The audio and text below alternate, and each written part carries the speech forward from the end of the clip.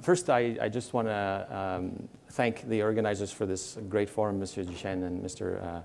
Paffenhoff, for organizing this and also for giving me the opportunity to have the stage here for a little while to talk to you about my company.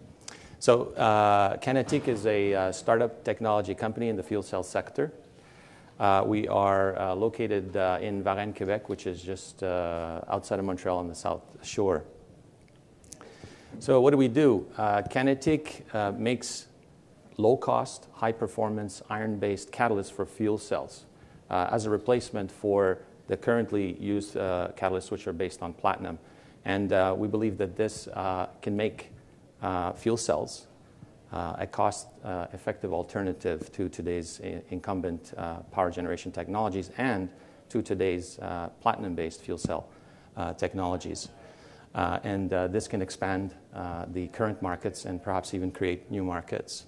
So the breakthroughs involved or associated to our technology have been published actually in some well-respected peer-reviewed journals, namely Nature and Science, and they've also been recognized and featured in science and technology magazines such as Discover and MIT's Technology Review. But more importantly, they've also been validated in industry by independent fuel cell system developers over the years. And it is a patent-pending technology. So a little bit about our leadership team, which I am part of. I am the president, and I also have some industry experience. That's the sort of industry experience component to it. We have a good balance of both industry experience and solid R&D, as you can see from the other members of the team. My partner, Michel Lefebvre, who has more than 15 years experience in this particular area of fuel cell development. And we also have Professor Jean-Paul Daudelet, who is arguably the world's foremost expert in the field of non-precious metal catalysts. So he's our scientific advisor, and we're very happy to have him. So for those of you who might not be familiar with what PEM fuel cell technology is, very simply put, a PEM fuel cell is an electrical generator, much like a battery. It has a negative and a positive electrode, except that we don't charge and discharge a fuel cell. What we do is we feed it with a fuel, and it converts that fuel electrochemically and cleanly into electrical power. And as long as we keep feeding that fuel, and air, of course, is the oxidant, the oxygen in air is the oxidant, it will keep on going, and that's one of the benefits over batteries. So why PEM, PEM? That just describes the type of fuel cell that it is. There's a number of different kinds. Some are high temperature, some are low temperature, some work with methanol, some work with natural gas, some work with hydrogen. Basically, we're a low temperature technology, and the electrolyte is an electrolyte that is solid, so it's a membrane, and it conducts essentially hydrogen ions or protons, making it an acid-based fuel cell.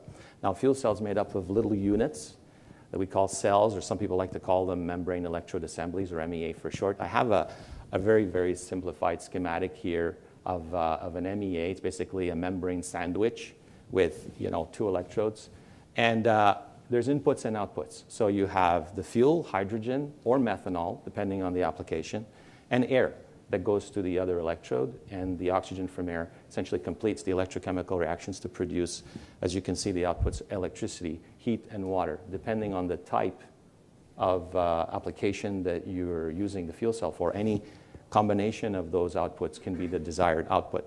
Now, Canetique makes the catalysts, which are essential for the functioning of the fuel cell, at the cathode only, and for very good reason, because 80 to 90% of the platinum that's used in fuel cells resides there. And so fuel cells are typically about twice as efficient as heat engines, combustion engines, for example. And they're very versatile because on the same technology platform, we can essentially power applications that require only milliwatts of power for little sensors, for example, or entire buildings, okay, so megawatts of power. And of course, one of its greatest attributes is that it produces no pollution of any kind at the point of use. So it's a very, very attractive, environmentally friendly technology. So one of the main reasons why platinum-based fuel cells haven't dominated the markets, because it is a very mature technology, is because of its high cost. And the high cost is driven, again, as I said, by the platinum. If we look, I like to show this graph because it gives you it does tell a lot about what the problem is. Platinum is just expensive, period. It's $50,000 per kilogram. It's one of the most, if not the most, expensive industrial metal in the world. It's very, very rare. It's also a commodity, and it fluctuates a lot over time. And even over the long term with these fluctuations, it increases quite significantly. Here I just show about 10 years worth ending, not earlier this year. It's about 10% compounded annual growth rate. And so for all these reasons, designing fuel cells around platinum only makes this proposition a bit precarious for some system developers, especially for cost forecasting. So the first advantage, of course, with Canetique is that because we don't use any platinum, we use iron, actually, which is 5 orders of magnitude cheaper, essentially negligible.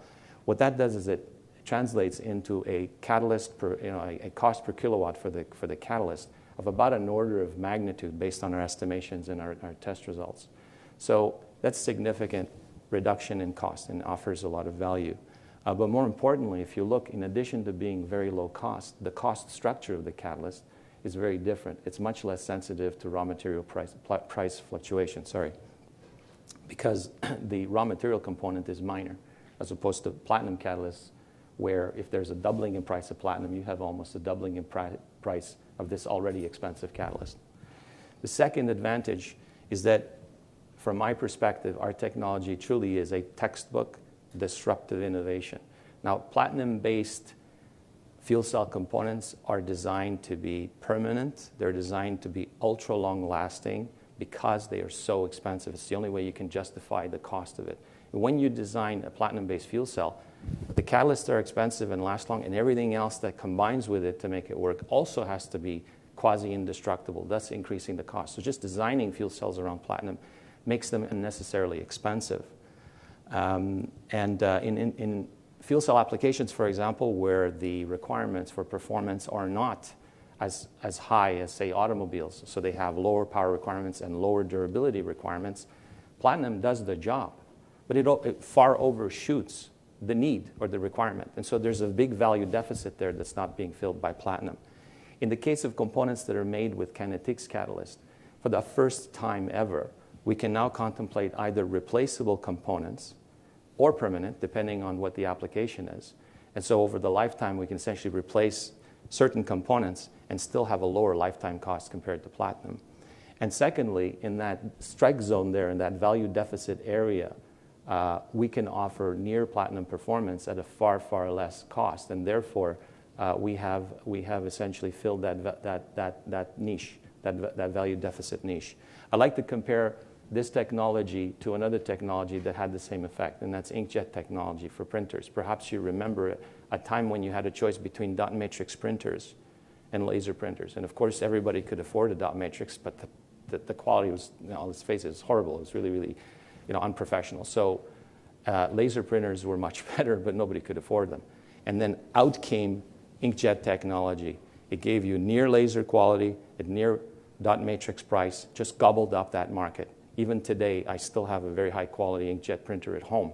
So it has staying power, and it completely revolutionized that industry. Our catalysts are to fuel cells what inkjet technology was to printers. So in terms of performance, as you can see here, we're not quite as high as platinum. We don't have to be. We're already about 2/3 to 3/4 of that power density. But what matters is the cost per kilowatt. The other thing is that it does degrade slightly more than platinum, but as I said, because of the low cost, we can replace those components. So it truly is a disruptive technology in that regard. And as we narrow this gap between our catalysts in terms of performance and platinum, what we do is we move up market in this sector, and we begin to compete directly with some of the markets that were exclusively for platinum. We begin to compete in there. And so as we improve our performance, we get into bigger and bigger markets. Sorry. Did I go back there? Okay, so in the short term, however, we're interested in getting the earliest revenues.